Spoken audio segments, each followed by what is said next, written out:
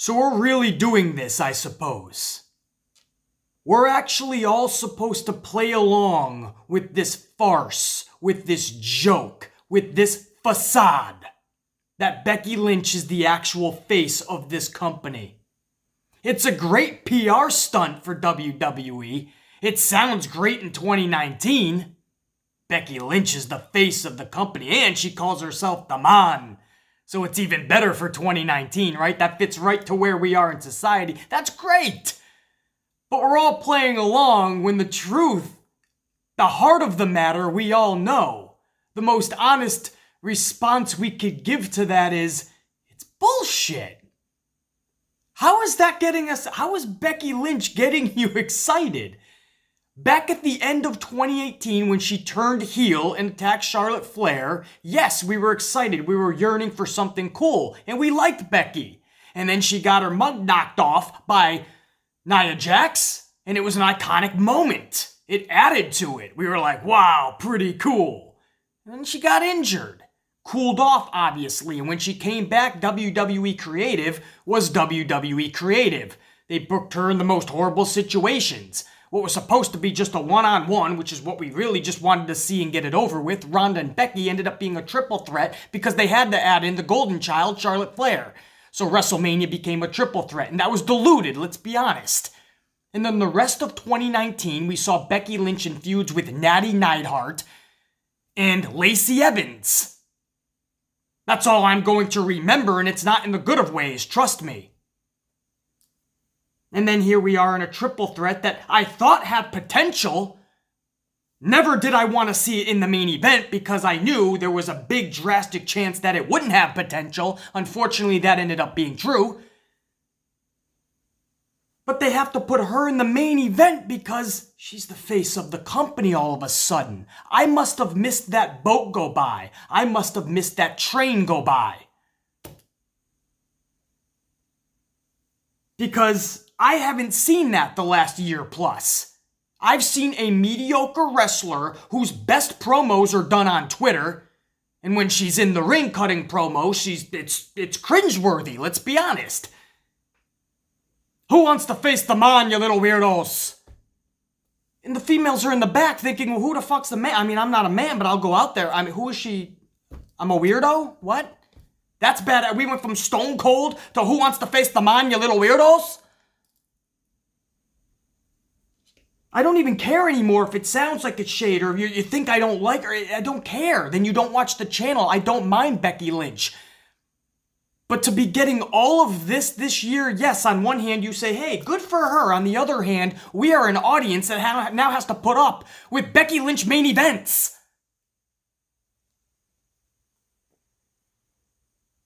Thank goodness I don't play video games, or I'd have to put up with Becky Lynch on my fucking video game. Thank goodness I'm older now and I don't have to eat sugared cereal. Otherwise, I'd see fucking Becky Lynch on all my cereal boxes, probably. Okay, that's a lie. I do eat sugared cereal still, but that's not the point. Luckily, I haven't seen Becky on there yet. It's Becky everywhere, and that's great on one hand, but I feel like we're playing a facade game here. I feel like we're playing along with Vince's and WWE's PR stunt. Because in no way, shape, or form is Becky Lynch an actual face of the company. You listen to her reaction. You get a few hundred in every crowd going, Becky, Becky, and that's it. And then it dies off, and then you get a Becky Lynch match. Which is and that's at best. Bro, I'm the only one that's going to be this truthful with you on this platform. I understand that, because you take a lot of heat when you say something like that. Because then Becky Lynch fans are like, no, she is the face. She is the best.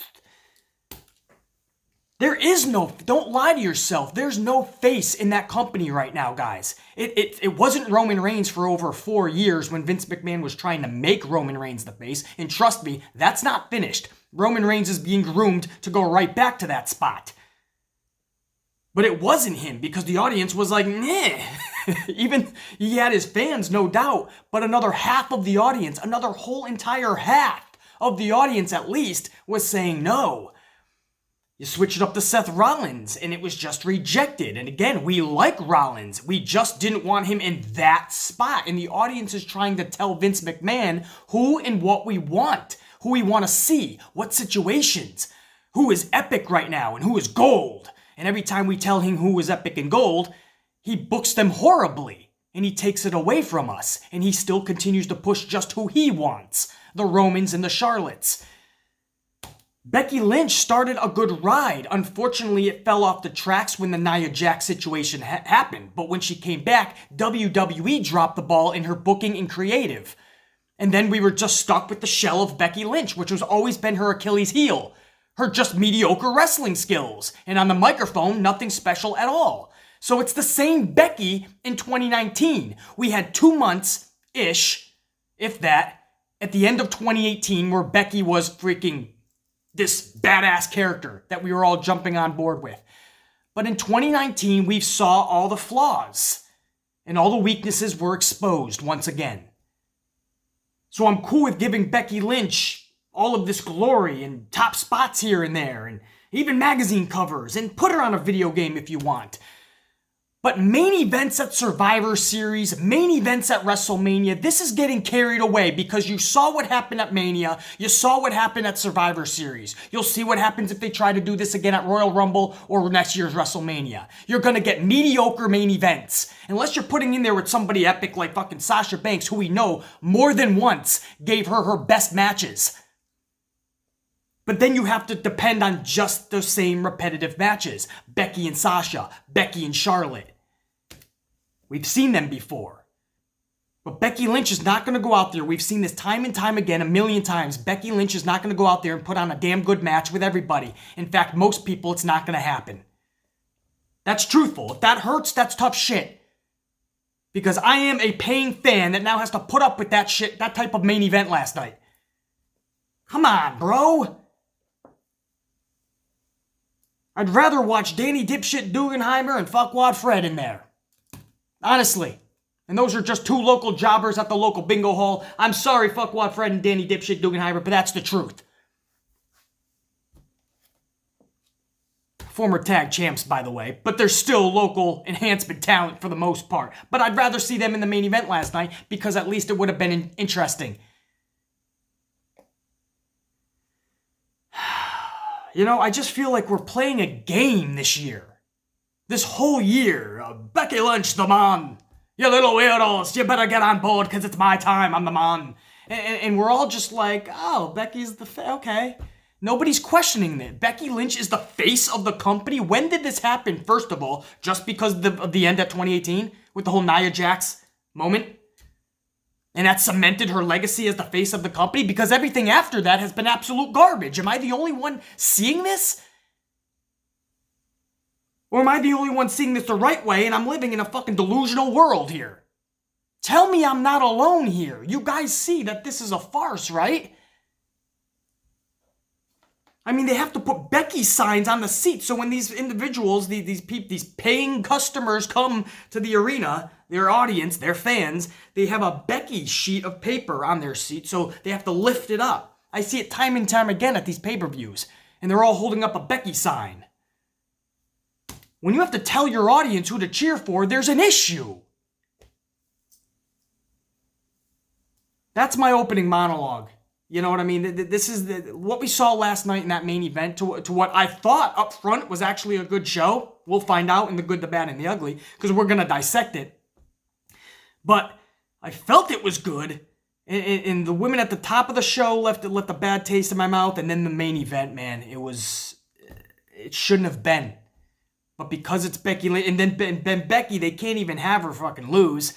So not only does she not lose the match, technically, I mean, she's not the one who tapped out. We'll give that to Bayley, who just turned heel a little over a month ago, so she needs all the momentum she can get with this new heel persona. But no, we'll throw her under the bus. We'll protect Becky, and then after the match, we'll make Becky look like she won the match, because she'll attack Shayna, she'll hold up her championship, we'll play Becky's music, and we'll go off the air, because she's the face of the company, when she doesn't excite me one iota. What has Becky Lynch done in 2019 that has excited you? Please tell me. I'll wait. No, I won't. We got a long enough show as it is. Trust me, it was rhetorical. She hasn't done anything to excite you in 2019. The matches with Lacey Evans did not excite you. Stop it. The matches in the feud with Natty Neidhart did not excite you. Stop it. The match last night in the main event of Survivor Series did not excite you. Stop it. And even if you are a diehard Becky Lynch fan, stop bullshitting yourself. This is an absolute farce. Becky Lynch is a mediocre talent, and she's somehow is in this farce of a top spot. It's the best word I can come up with. This fake top spot of the company, when in reality, there is nobody top spot.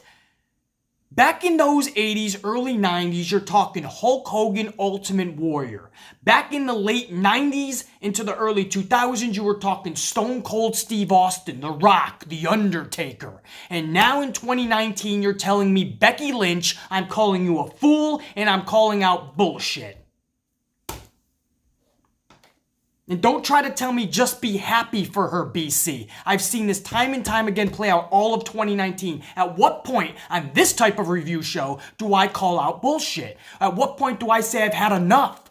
Because otherwise, if I don't speak out, if we don't speak out, we're going to see the same thing in 2020. Becky Lynch and all of your main events and all of us like, wow, that was intriguing. Just kidding.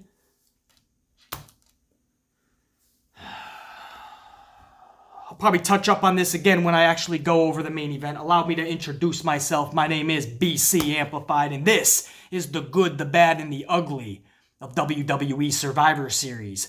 The rules are simple. We're going to go over every single match on the main roster, not the pre-show. However, once all the tallies are in these columns, if it ends up being a tiebreaker, we will then go to the pre-show matches. But we're only going to go over main show matches up front. And again, every match will get a tally in one of these columns, good, bad, or ugly. Now, you want to stay away from the ugly column, because when we do the final count and final numbers, those uglies will get crossed out, and each ugly will count as 2 bads. So that'll greatly reduce any good aspect that we feel on this pay-per-view. That will greatly affect the outcome. Stay away from the ugly column. Again, that turns into 2 bads. Let's start right from the jump. This was the Women's Survivor Series contest. Team Raw versus Team Smackdown versus Team NXT. Io Shirai and Candice LeRae were taking out simultaneously. They were injured kind of early on in this thing, and nobody knew why. This was really odd. Michael Cole wasn't even playing it up like oh, maybe it's just because they had a rough night at TakeOver, you know, and maybe they're just feeling the effects. Michael Cole was just like all of us, like, oh, they're just injured. Well, we'll see if they can continue on. We're like, wait, what do you mean, Michael Cole? What happened to them? I mean, did a fan just start throwing Braun Strowman's juice boxes at him? Right? Somebody took Braun's lunchbox, started throwing the chocolate chip cookies, the Capri Suns. What happened to them? They were fine 1 second, and then the next minute they're down and out simultaneously, and Michael Cole doesn't even give a shit why. Oh, they're just wow, they can't hack it. So nothing was in conjunction here. It didn't make sense. Nobody was making a big deal out of it, and I felt like I was the only one in this world. Again, I feel like that with the whole Becky Lynch situation. I felt like that again last night. Nobody was making a big deal out of why Io and Candice LeRae were taking out, except for me. Because I actually have fucking logic. I want things to make sense. I'm trying to use common sense, and nothing is adding up. And this isn't even one of those BC, wait for the story to unfold, we'll find out later. Because when we found out, it was just as fucking stupid as this happening. So anyway, they get taken out early. NXT is down 2 real early here. And remember those words. NXT is now down 2 right off the gate. Because that's going to play into what a genius move this was supposed to be later on. And how I call bullshit on it. So NXT is down 2 early on. SmackDown would then lose Nikki Cross. Raw would lose Sarah Logan, both from Bianca Belair. So it was really cool to see Bianca Belair getting some steam in there. Unfortunately, it was only for 2 quick minutes because this thing was rapid fire. You couldn't comprehend anything that was going on in here. You have to go back and watch this thing 16 times just to make sure you digested everything. And for those reasons, I'm not going to go over every elimination because that's just dumb. That would take me the next 6 hours just to go over every little move in detail in elimination. So I'm not going to do that. But I will tell you the final 2 here was Rhea Ripley and Sasha Banks. Rhea Ripley for NXT, Sasha Banks for SmackDown. That's your final 2. And I'm cool with that Because if you let them go in the ring, that's quite captivating, trust me. And it was. At first, they actually let them two go in there. Chicago was on their feet, and us at home, we were on the edge of our seats because Rhea and Sasha are showing you just a glimpse of what they can actually do. Now, truthfully, we didn't even need the whole schmaz that was the Survivor Series match. We just needed Rhea and Sasha. After just 2 minutes, it was evident that Rhea Ripley and Sasha Banks is all we needed here. Now, Io and Candice would end up coming back at the end of this match. And it basically becomes a 3-on-1. I mean, whether it's slight distraction at this point or major distraction, it's a 3-on-1 here. Because Io and Candice are now back, and they look fine. They look like nothing ever even happened. So it all looks like this was a ploy, just a scheme. Come back at the very end, secure the victory for NXT. And basically, because of this 3-on-1 type of scenario, you have Sasha Banks subsequently losing via the Riptide to Rhea Ripley. So Sasha Banks gets the Riptide applied on her. Rhea Ripley gets the victory. And Rhea, Io, and Candice are acting like this was the scheme of all schemes, like this was a genius plot. On one hand, you would think up front, if you're not really thinking about it, yeah, that was genius. They took themselves out early so they could come back later on and secure the victory. But on the other hand, how is that genius? They could have done the same thing if they stood out there by their team and fought, and Io and Candice are that damn good that they could have been there at the end with Rhea. So they could have just done the deed and made their team stronger throughout the match. Instead, they took themselves out, so that right from the jump is making their team weak. They weakened their team. 2 teammates just said, I'm out of here, just to come back later after the match. But couldn't they just have done that if they were eliminated? Who the fuck's really gonna stop them? You come back, you cause a major distraction with the referees at ringside, and Rhea Ripley can do whatever the fuck she wants. Because when they left from injury, common sense would tell you they're eliminated. That should be the rule. Now, I don't know what kind of twist they're going to spin around here, right? This is going to be like a Booker T spin-a-rooney. Oh, they were never eliminated, so they came back. But that's bullshit. This is a Survivor Series elimination match. If you go to the back because you're injured for 20 freaking minutes, then you should be eliminated. You shouldn't be able to make up your new rules every single event. It's like the women's ladder match a few years ago. It was a women's ladder match, and James Ellsworth, I believe, won this thing. Then that's not a women's ladder match if James Ellsworth is winning the thing. Hell in a Cell. Just this year, it ends in a no contest. I call it a DQ, but it was a no contest. But isn't Hell in a Cell supposed to be to make sure that there are no contests and no DQs?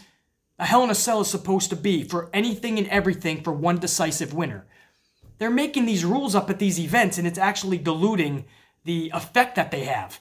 A Survivor Series elimination match. If you cannot compete and you need to go to the back for medical attention, you are eliminated. Because that's not fair to everyone else. If that's the case in the future, everybody can just do that. When the bell rings, you go to the back, you have some of Braun Strowman's lunchbox, you ask him if he'll share, you start eating a little bit, and when you see it's final 2, you go back to the ring. That's what you're telling me everyone can do. So no, it doesn't make sense, nor should it. So they came back, and in my eyes, and I don't even know how they're spinning this, I have to go back and see what the final verdict is, but in my eyes, they were eliminated. And they just came back to cause a distraction. So if that's the case, you should have just fought with your team. And if you got eliminated, just do the same thing afterwards and come back when Sasha Banks and Rhea Ripley are the final 2. I hope you guys are understanding. This is not genius at all. There's loopholes. And somebody with a brain in their dome piece is calling that out. I'm sorry if I'm overthinking this, but I guess I just watch in a realistic way. I want a sense of believability to what I am viewing. I want shit to make sense. I don't always want to have to dumb it down to WWE standards. So no, that was not genius. It was actually the reverse. It was the opposite of genius. It was absolutely dumb. And on the other hand, by the way, Sasha Banks just came back with this heel persona a couple of months ago. And she has yet to really get that rocket strapped to her. So now you're going to have her, you're going to say, oh, but we made her go to the end. That doesn't mean anything if she was out-heeled. Because last night, Sasha Banks was out-heeled. And if you're out-heeled, that's not going to gain you any brownie points going forward. We're supposed to look at Sasha like a legit, badass, ruthless heel when she just got out-heeled, because that's the situation that NXT was in last night. They played the role of the heels, right? You had the dastardly scheme, right? Io and Candice come back out to form a 3-on-1 type of a situation. That's usually the role of the heels. But Sasha's you ruined Sasha every which way you possibly could last night. Don't even give me the bullshit of, but she stayed to the end. Well, somebody had to do the job, the Rhea.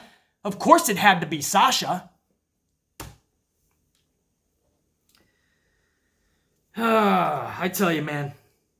And if I'm being truthful, this entire match, yes, it was rushed. It was wild, but in the wrong ways. It was weird. A lot of the times, the eliminations didn't make sense.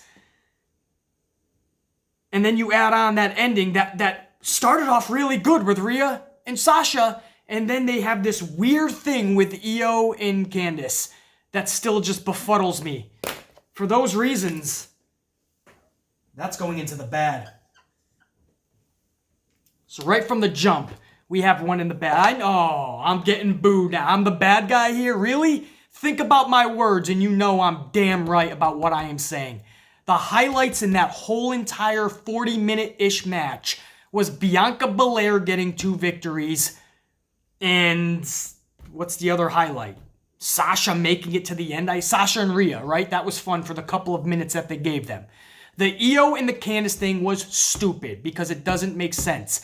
They left their team high and dry when they were totally fine just so they can come back later and help them win. What? If you just stayed there, you had an ultimate badass team that probably would have won roughshod through everyone. It doesn't make sense. What? And if you don't make sense, and if the match wasn't good to begin with, then you're going into the bad column. I'm unapologetically putting it there. Sorry, not sorry type of situation. Moving on. Again, 24 hours earlier, the women were captivating me. Here we are at the start of Survivor Series, and I'm like, oh man, I got one women's match left, that triple threat. Hopefully that is placed in a good position, and hopefully they deliver. Oh, if I only knew. But that wasn't next up. Next up was Adam Cole versus Pete Dunne. This was the NXT Championship match. Pete Dunne earned this opportunity the night before a takeover in a badass triple threat match with Priest and Killian Dane. So, and we know what Pete Dunne went through. We know what Adam Cole went through at TakeOver. So this, you knew they weren't going to rest on any laurels, though. You knew they weren't going to use that as an excuse. Oh, we're banged up, so we're going to put on a half-ass match. No, what they did out there is they went out there and they were Adam Cole and Pete Dunne, as if they had no match the night before in those epic situations. If it's a Pete Dunne match, then there will be no shortage of physicality. But if it's perseverance you're looking for, look no further than Adam Cole, baby. So again, this match was on point from the jump. At one point, Dunn went for a moonsault, but got 2 knees to the gut for his efforts. Cole, realizing he shook, delivers the last shot, but Dunn somehow kicks out. Really cool sequence here. Both continue to deliver their power moves, but to no avail. At this point, neither man is accepting an L in this match, and you can feel that from them. It's electric. A Panama Sunrise is then delivered to Dunn on the apron. Now picture this. I'm trying to set this up as best I can for you. Adam Cole's up on the ropes. Dunn is on the apron. Adam Cole jumps over Dunn, so he's on the ropes, jumps onto Dunn, and delivers the Panama Sunrise on the apron. I mean, and you know Dunn, how physical he is, so he took that like a fucking trooper, like a warrior. It was just badass, man. Dunn is able to make it back into the ring before the count of 10, but is immediately met by a kick upside his dome piece. Dunn kicks out yet again. Crowd is absolutely into it, and I know I am at home as well. I know you guys probably were by this point, if you weren't already.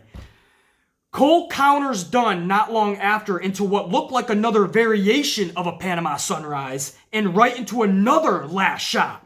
And this one would live up to its name because it would truly be the last shot as Cole picks up the W and celebrates rampside with the rest of Undisputed Era. But if you ask me, Pete Dunne was no fucking loser last night. They were both winners in my book, but you need an ultimate winner, and that was indeed Adam Cole, Bay. I loved everything about this. There's no reason to even sugarcoat it. That was absolutely good. And again, when you respect these two as much as I do, and you know what they went through the night before, if you were able to catch War Games, man, I can't speak highly about them two. And then they went out and did that last night. Absolutely awesome. Up next was a Universal Championship match. This was Bray Wyatt, the champion, taking on challenger Daniel Bryan. I love this for many reasons, right from the jump. First off, I love Daniel Bryan, and second off, I love Bray Wyatt. So you got me from the jump. But perhaps more importantly, in terms of relevance of this match, they work extremely well together. The Fiend was so unstoppable in this match, and that forced Bray to take it to another level. And even that wasn't enough, as the claw in the end was the ultimate factor and claimed another victim, as Bray Wyatt defeats Daniel Bryan via that claw. But everything that needed to happen in this match happened, and that's what I loved. Bray Wyatt looked like a beast in there. Everything Daniel Bryan gave him, Bray Wyatt got up from. He did some Undertaker type shit. He did the no-selling. And certain characters in that organization, in pro wrestling as a whole, certain individuals / characters can do a no-sell and it works. The Fiend character is one of those characters. Husky Harris? No. The Bray Wyatt family member Bray? No. The Fiend? Yes. So I loved how he was no-selling, and that made Daniel Bryan take it to another level every time.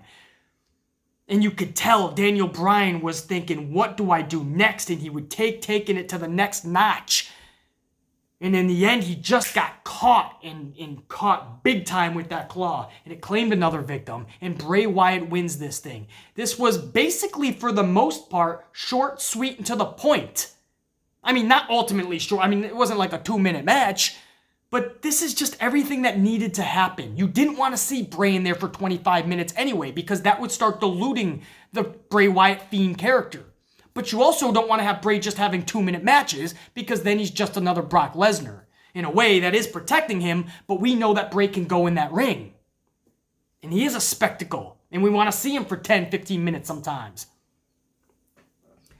So, at least for the time being, finally, for the time being, those are the key words. In terms of today's fickle fans, people can stop saying that Bray is ruined or Bray is being buried. Hopefully that stopped last night, because that was a good match.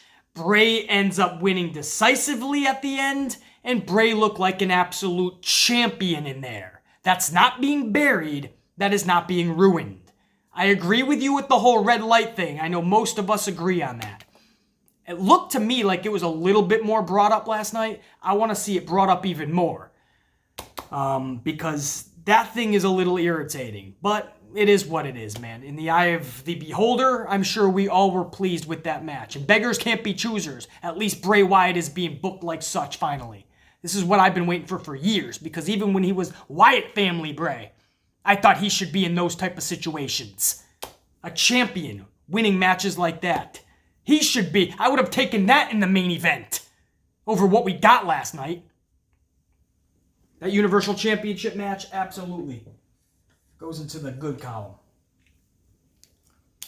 Let's go over the second half of this pay-per-view. Let me get a sip of coffee and we'll go over this. Alright guys, so as I'm having my coffee, I realized I totally skipped over the actual second match. I was so into the first match of the night and talking about it, that I totally skipped over the actual second match. I just went right to Pete Dunne and Adam Cole, baby. The actual second match was the triple threat match between Shinsuke Nakamura, Roddy Strong, and AJ Styles, all of the mid-card title holders. So let me go over that real quick if you don't mind. And I already put that where it should belong, by the way, while I was having my coffee. I did this off air. That goes into the good column, so that's why you see 3 in there now. I did put the triple threat Shinsuke, Roddy, Styles match into the good column. For justified reasons. I mean, aside from the obvious that it's Roddy, Shinsuke, and Styles, I love the fact that this was an actual triple threat match. Unlike most triple threat matches where it's usually one-on-one and the third participant is taken out early and hibernating outside until they're cued to come back, and then when they come back, somebody else gets taken out and hibernates until they're cued to come back. So you never really get a true triple threat. But in this match, all three individuals were just taking each other on for the most part. And it becomes an ultimate chess match at that point, and that's what I love. And what it does is it adds another level of physicality and another level of urgency. You really have to think about your next move because it's going to affect what happens next and with your next opponent, who's right behind you. So I love that. It became an actual triple threat. Now the finish saw Styles take out Nakamura, but Roddy took advantage of this, takes out Styles and covers Nakamura. So Styles did the work. Roddy picked up the pieces. Roddy gets the ultimate victory. So I love everything about that triple threat match, and it goes right in line with Adam Cole, Bayley, and Pete Dunne, and then the match after that with Bray Wyatt and Bray. So 3 matches in a row, all delivered. The only bad at this point is that women's match, and again, for justified reasons. Now, speaking of that women's match, now we go into the 5th match of the night, and this is Team Raw, Team SmackDown, Team NXT for the men's Survivor Series elimination style match. Now, if the men saw what happened in the women's match, when the bell rings, they should just go to the back. Ask Braun Strowman if he'll share some of his lunchbox, right? Share a Capri Sun or some chocolate chip cookies because you got some time to kill. And then you just come back at the end of the match, right? That's what the women did. That's what you're telling me. This is supposed to be a genius plan. Right? Or if you're Braun Strowman, you go back and you have your own fucking lunchbox. But why would anybody stay out there if that's what you're telling me? Fake an injury, go to the back, come back later and help out your team. That's what I mean. It's stupid. I think about these things. I don't just watch something and forget about it 20 minutes later or an hour later. Fucking year later. And I refuse to dumb myself down. As it is, I gotta do that every single week on Raw anyway. I'll only go so low before they gotta start making sense. Anyway, I digress. I can go on an hour about that first match. But now, for this elimination match for the men, Strowman for SmackDown, Rollins for Raw, and Ciampa for NXT, they kick it off. But just 60 seconds later, a much different dynamic with Strowman, McIntyre, and Walter.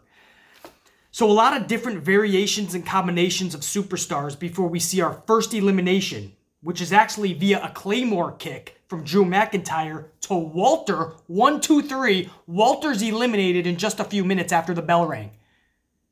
So that's interesting because Walter's being built up on the NXT brand, and you can tell that there's somebody that WWE would try to build up. Who am I kidding? They don't know how to build up anyone these days, but you could just tell Walter is somebody that Vince would get behind too. It was interesting that in just a few minutes, Walter was taken out. And a bullshit chant started to rain down from Chicago because you could tell Walter is was a popular choice in Chicago, so that did not bode too well. He was definitely a favorite. But anyway, I digress. Walter is taken out. Now, I talked about many different combinations of superstars in this match. Well, after Walter's elimination, we saw Damian Priest, Ricochet, and Shorty G. Think about that combination. In fact, screw that. Chad Gable. I can't call him Shorty G on a review like this for Survivor Series. He's got to be Chad Gable. So Damian Priest, Ricochet, and Chad Gable. Think about that combination. And speaking of Gable, after a brief and fun battle with Matt Riddle, think about that, Chad Gable and Matt Riddle. That actually happened as well. Chad Gable was eliminated by Kevin Owens. So that showed right there that Kevin Owens was pledging his own little trust and allegiance, if you will, with his team. So Owens proved that by eliminating Chad Gable. Now, interestingly enough, moments after Owens was then eliminated by Tommaso Ciampa. So think about that dynamic. You think about where Ciampa and Owens were 24 hours earlier at TakeOver, fighting side by side in that war. And then 24 hours later, Ciampa is taking out Kevin Owens. So I thought that was interesting as well. Which made way for a badass face-to-face between Ciampa and Randy Orton. That was another badass symbolic moment for me. Now, just like the females, I won't go through every elimination, but the final 4 here was Rollins for Raw, Roman for Smackdown, and Tommaso and Keith Lee for NXT. Rollins and Roman quickly start working together to even the odds. They quickly realize that, hey, there's two of them, and I'm my own on my team. You're your own. We used to be a dynamic team called The Shield. Let's team up for a moment. So they did that shit. They tried to actually do their super power bomb on the outside to, who was it? Tommaso. But Keith Lee ended up steamrolling them like a Mack truck. So that super power bomb never ended up happening.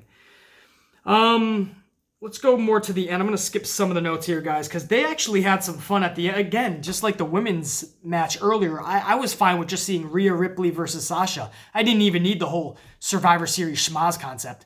Same thing here. Tommaso and Keith Lee versus Roman and Seth. I was actually enjoying that much more than anything that the match had to offer beforehand. So, all right, let's get to the end here, guys. Let me skip over some shit. So, Rollins, what did Rollins do? It was Roman, right? It was Roman, I believe. Following a Superman punch. That's what it was. So, a Superman punch to Tommaso leads right into a stomp from Seth Rollins. And just like that, Tommaso is eliminated. So at least if you're going to be eliminated, a Superman punch stomp combo from Roman and Seth is not a bad way to go out. I know a lot of people were disappointed in that, but if you're going to go out, come on, guys. That's a pretty badass way to go out. I mean, let's be honest. Tommaso is not Superman. We love him. We know he's hard as nails. He's an Iron Man. He's not Superman, per se. So I thought that was, I was fine with that. Now the final three now is obviously Rollins, Roman, and Keith Lee. Obviously, Chicago is strongly behind Lee. Keith Lee eliminates Seth Rollins, and we are now down to two. Keith Lee, Roman Reigns. And this was fucking awesome. It just was. And this is what I mean about not throwing shade to people like Roman or Becky Lynch. I call it down the middle. I told you guys from the jump I was actually a little bit intrigued to see Becky Lynch, Bayley, and Shayna. I thought they had potential. I thought they could. If creative gets behind them and they work their asses off and they have the right situation and spots, it could be good. Now, that statement ended up not being true, and I'll go over that later, but the same thing with Roman Reigns. I don't mind Joe the person, and I wouldn't mind Roman Reigns the character if they tweaked it. You know, there's many things I would have done with the Roman character, but for almost 5 years, all Vince did was keep putting him in main events when half the crowd didn't want to see him there, and that's what ruined it. But I'll call it down the middle. In this situation, like many others that I've seen Roman in, I enjoyed it. Keith Lee and Roman were in there together, and I was like, this is all I need. Let's let them do it. Do their thing. So anyway, Keith Lee delivers a power bomb to Reigns. This was a true super power bomb that literally bounces Reigns back up a foot off the mat. I shit you not, you have to see this to believe it. Keith Lee power bombs Reigns so hard that Reigns bounces off the mat. His shoulders are just glued to the mat at this point, but somehow he kicks the fuck out. It was a thing of beauty, man. I mean, Chicago was electric at that point, and I know I was too. And if you're not kidding yourself, you were as well. You know that was badass by Keith Lee. Following a failed moonsault by Keith Lee, Reigns spears Lee completely inside out. Again, just so badass. And of course, Reigns picks up the ultimate victory here. And again, I feel that's the right way to go. Keith Lee showed the work. I bet you so many fans out there that were casuals never even heard of Keith Lee. And they were like, whoa, that big dude can do all of that? Keith Lee, in my eyes and estimation, became a star brighter than he's ever been last night. And we know Keith Lee from what he's capable of and what he's done in the past. But if you're a casual fan and that guy did not impress you last night, please. And that's what I mean. Even in defeat, sometimes even more so, in defeat, you can be made into a star. We saw that with Stone Cold and Bret Hart. Remember, I think it was WrestleMania 13. Stone Cold actually lost that match. I believe he passed out. He was all bleeding and everything. But even in defeat, Stone Cold became a fucking mega star in the company. Sometimes losing will help you gain so much more momentum. So I love that. And I didn't feel like Roman Reigns losing in that scenario was the right way to go. I just didn't feel like that was... I just didn't feel right about it. So I felt everything that needed to happen in this match actually did happen. And at the end, even better than I could have imagined. That goes into the good. That was really good. Unlike the women's match, things in here actually made sense.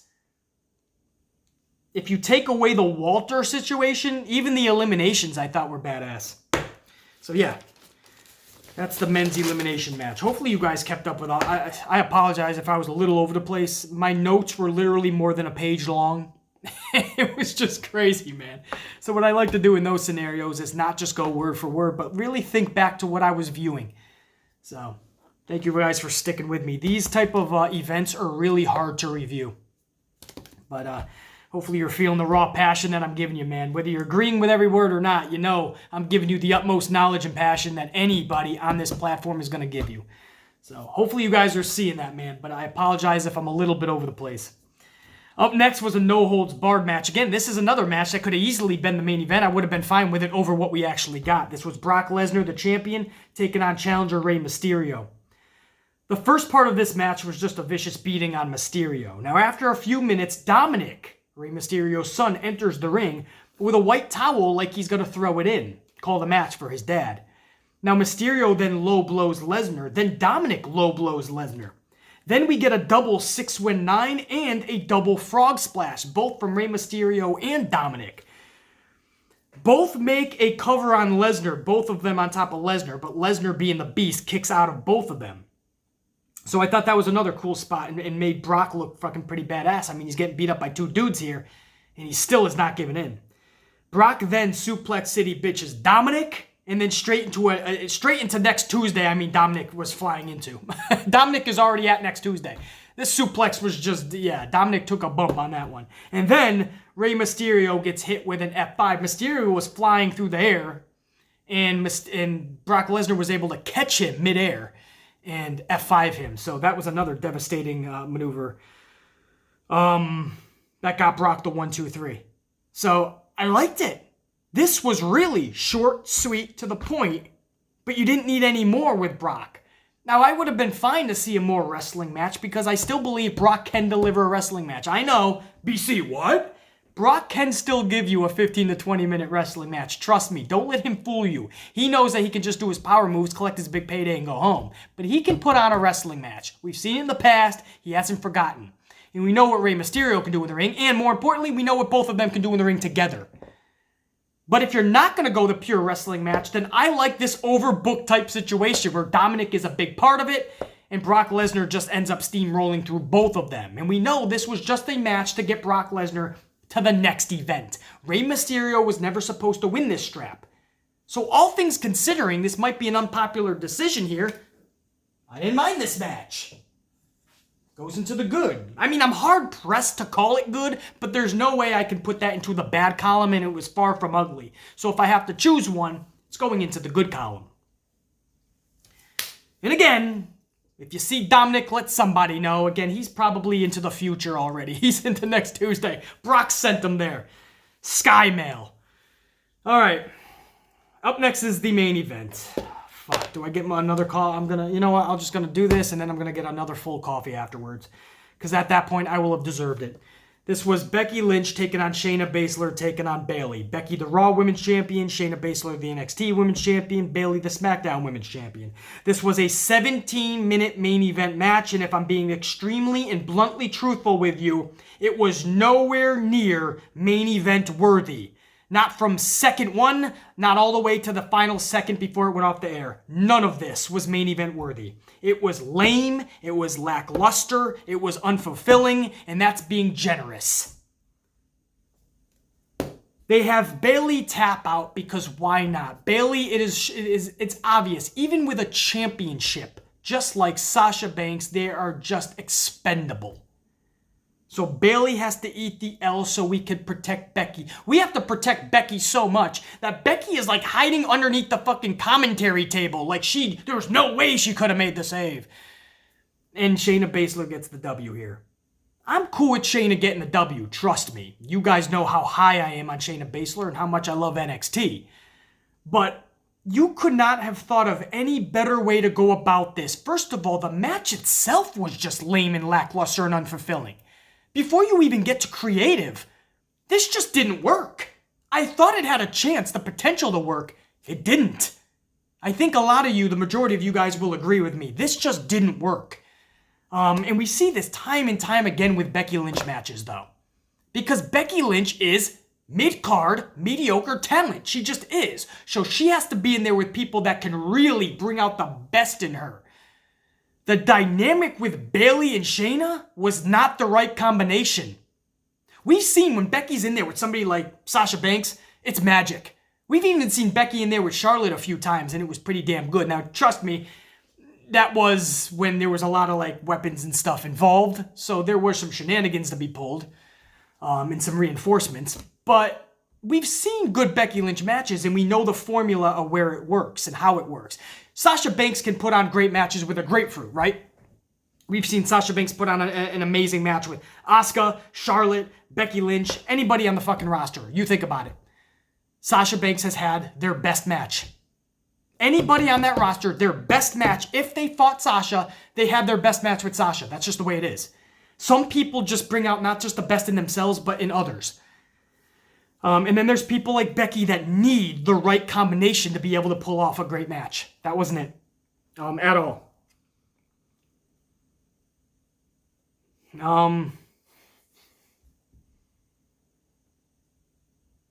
I don't even know, like, I'm trying to be, like, generous here, guys. I really am. Like, I'm trying to find positives. It's just not, the match itself just didn't land. I mean, I'm trying to be as truthful, but I'm trying to give you some type of positivity. There was nothing that I can remember in that match that was good. Nothing. And at the end, it was just Bayley getting tapped out, Becky's hiding, and then I knew how this was going to end. There was no way they were going to let Becky just, like, lose the match, even though Becky didn't actually lose the match. And I was right. Post-match, Becky Lynch throws a Braun Strowman temper tantrum, just like Braun does when he loses. Becky takes out Shayna, and then Becky grabs her title, stands up on the commentary table, and holds up her championship like she won the match.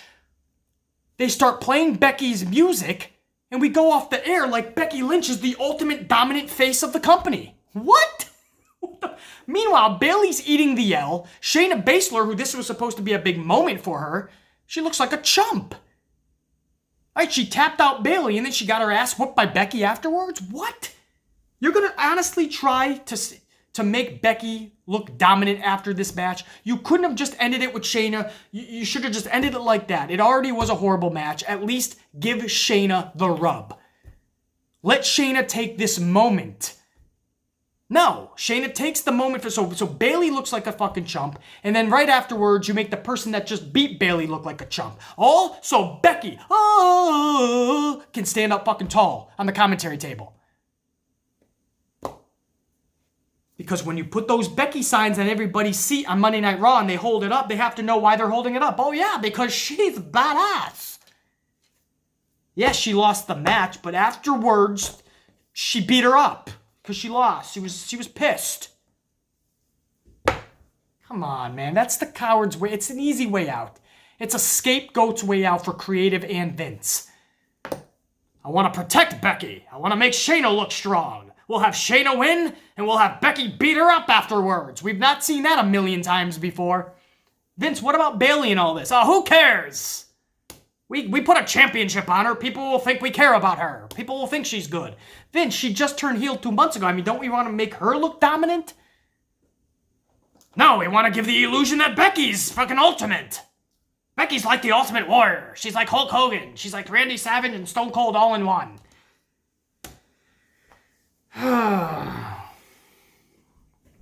And that's how Survivor Series went off the air. So you had a pretty dominantly good show, I felt. But it ended with just a bad taste in our mouths, man. You know, and that's just poor booking right from the onset. Yeah, I mean, even I said it had potential. I never once said it should be the main event.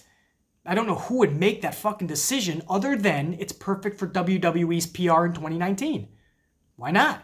Couldn't have gone any other way. Now that I look back on it, this fits right with where Vince is at, and especially with the XFL coming up, and he wants to be all inclusive, and he wants to show that WWE is ran on the perfect model.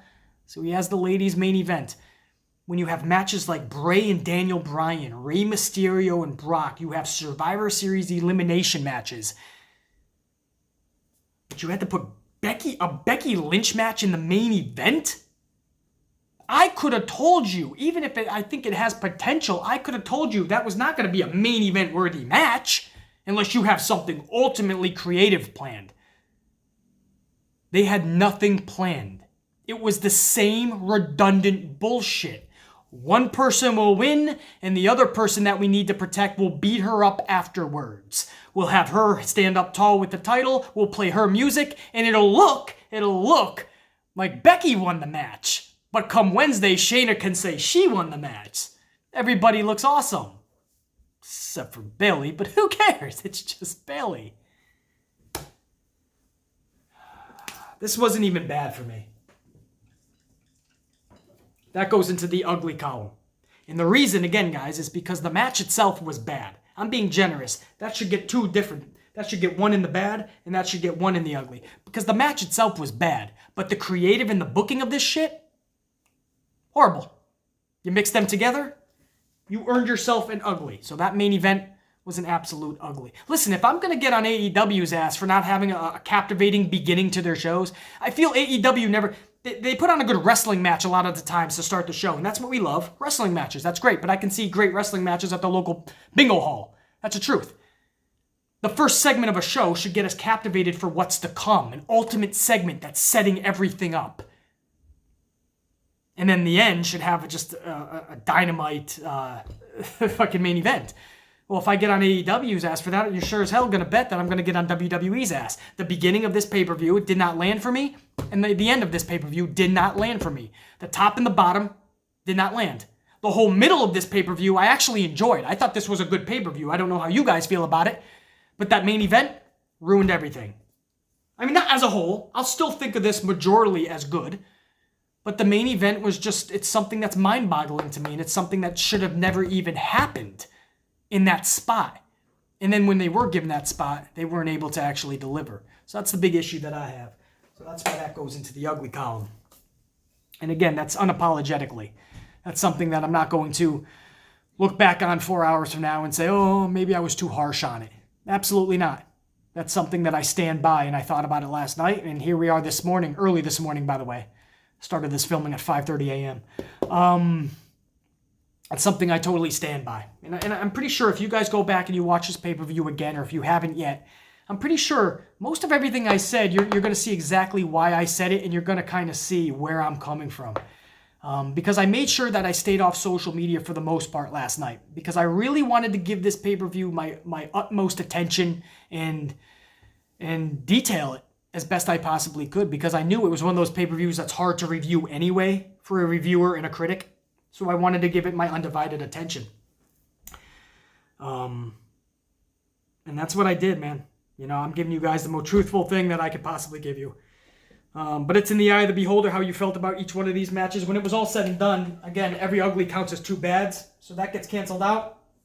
That goes to 2 more bads. So in the end, we have 5 good and 3 bads.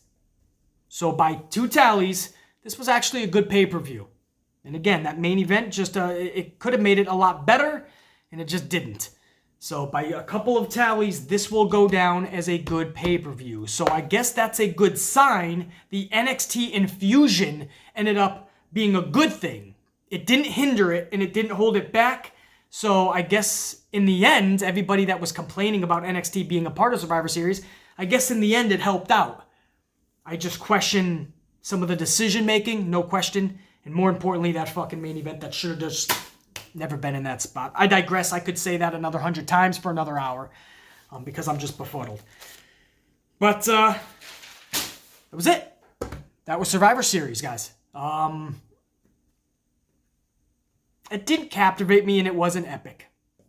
It was good. we'll go on to Monday Night Raw tonight. We'll see what they produce. And Wednesday is going to be a huge night on NXT's programming because, first of all, they came out right out of a ratings victory for the first time ever. Then they're coming out of War Games and a huge night on Sunday with Survivor Series.